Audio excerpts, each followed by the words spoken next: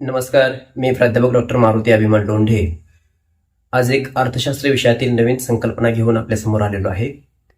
त्या संकल्पनेचं नाव आहे bad bank.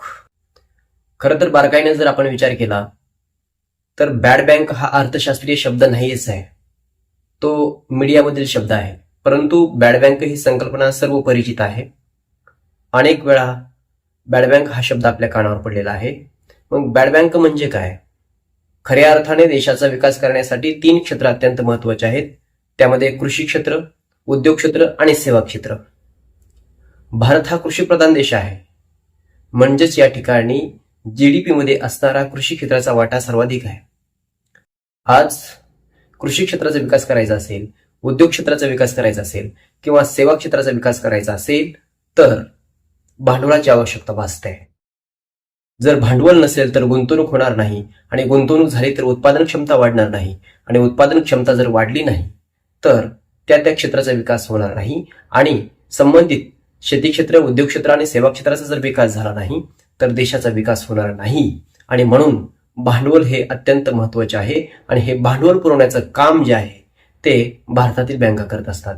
शेती क्षेत्राला असेल, उद्योग क्षेत्राला असेल, व्यापाराला असेल, अशा अनेक क्षेत्रांना भांडवल पुरवठा करण्याचं महत्वपूर्ण काम बँका करत असतात. आणि म्हणून बँकांनी जर कर्ज पुरवठा केला तर संबंधित क्षेत्राचं भांडवल वाढतं, गुंतवणूक वाढते, उत्पादन क्षमता वाढते, आणि उत्पादन क्षमता वाढल्यामुळे नफ्यामध्ये वाढ होऊन त्या क्षेत्राचा विकास होतो, एकंदरीत देशाचा विकास होतो. देशाचा खऱ्या अर्थाने विकास करायचा असेल तर बँका अत्यंत महत्वाची भूमिका पार पाडत असतात, बजावत असतात. आधुनिक काळाचा जर आपण विचार केला तर बँकांना खूप महत्व प्राप्त झालेलं आहे. बँका जास्तीत जास्त कर्ज पुरवठा करण्याचं महत्वपूर्ण काम करत आहेत. उत्पादक कार्यासाठी बँका अत्यंत महत्वाची भूमिका बजावतात. अनेक क्षेत्रांना कर्ज पुरवठा करण्याचं काम सुद्धा बँका करतात. म्हणून बँकांना अर्थव्यवस्थेतील रक्तवाहिन्या असं देखील म्हणतात.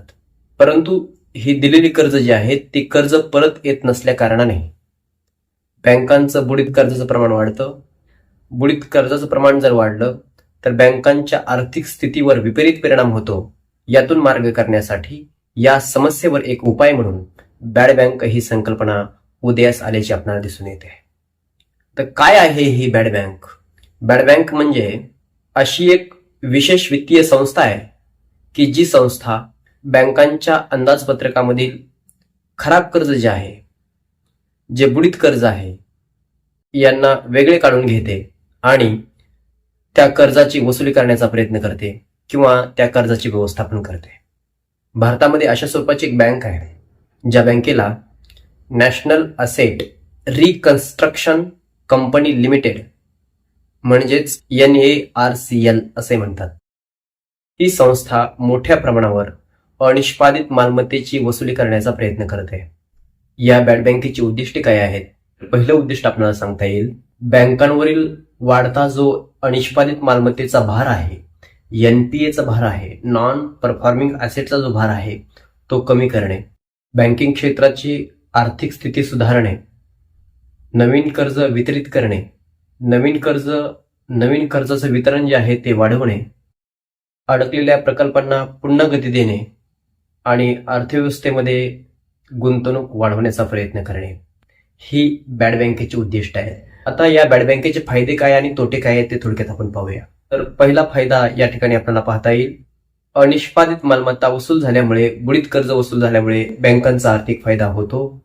दुसरा फायदा आहे, बँकांचं बॅलन्स शीट स्वच्छ झाल्यामुळे पुन्हा एकदा बँका कर्जाचा पुरवठा करू शकतात आणि त्यामुळे उद्योगांना मदत होते, उद्योगांचा विकास होतो, परिणामी पुन्हा एकदा बँकांचा देखील विकास होतो. पुढचा फायदा आपल्याला पाहता येईल, आर्थिक विकासाला चालना मिळते, उद्योग, पायाभूत सुविधा अशा स्वरूपाचे प्रकल्प पुन्हा एकदा सुरू करता येतात, गुंतवणूकदारांचा विश्वास वाढत जातो, बँकिंग क्षेत्र स्थिर आणि आर्थिक फायद्यामध्ये जर दिसले तर गुंतवणूकदारांचा विश्वास वाढतो, बँकेची गुंतवणूक वाढते, निधी वाढतो, कर्जावर देणारी रक्कम वाढते, त्यामुळे बँकांचा देखील या ठिकाणी आर्थिक फायदा होत असतो. या बॅड बँकेचे तोटे जर आपण पाहिले तर पहिला तोटा आहे, ही बॅड बँक जी आहे ती बॅड बँक चालवण्यासाठी सरकारला निधी द्यावा लागतो आणि त्यामुळे सरकारवरील आर्थिक भार वाढत जातो. दुसरा तोटा, कर्ज देण्याच्या बाबतीमध्ये बँका या बेफिकीरपणे वागतात.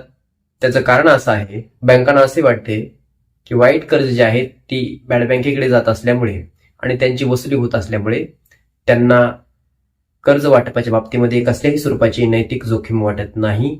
हा एक खूप मोठा तोटा या बॅड बँकेचा आपल्याला दिसून येतो.